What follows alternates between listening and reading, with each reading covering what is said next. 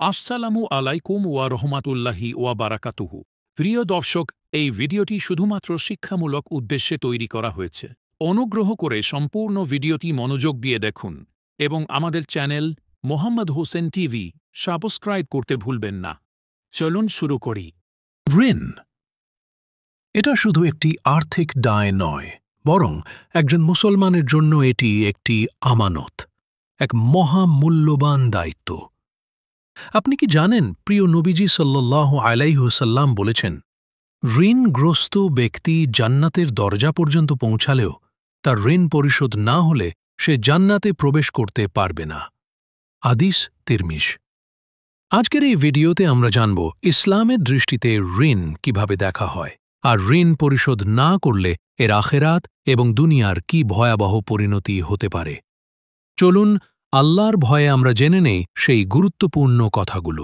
ঋণ পরিশোধ না করে মৃত্যুবরণ করলে কি হয়? ১. ঋণ পরিশোধ খুব গুরুত্বপূর্ণ। হাদিস অনুযায়ী একজন মুসলমানের জান্নাতে প্রবেশ বাধাগ্রস্ত হতে পারে যতক্ষণ না তার ঋণ পরিশোধ হয়। তো নবী সাল্লাল্লাহু আলাইহি ওয়াসাল্লাম বলেছেন, ঋণে মারা যাওয়া শহীদের জন্য ক্ষমা করা হয় না যতক্ষণ না ঋণ শোধ হয়।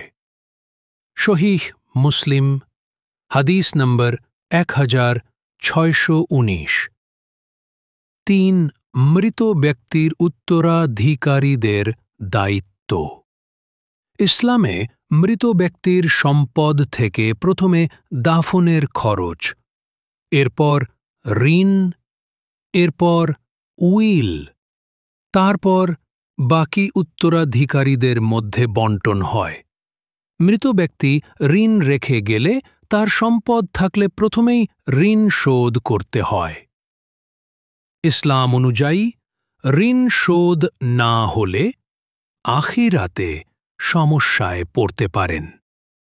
জীবিতদের উচিত তার ঋণ শোধে সহযোগিতা করা। আসসালামু আলাইকুম ওয়া রাহমাতুল্লাহি ওয়া বারাকাতুহু। এটা একটি ইসলামিক চ্যানেল। এখানে নিত্য নতুন ভিডিও পাবেন। ইসলামিক ভিডিও পাওয়ার জন্য চ্যানেলটি সাবস্ক্রাইব করুন এবং পাশে থাকা বেল আইকনটি বাজিয়ে দিন। ধন্যবাদ আপনাকে উৎসাহিত করার জন্য।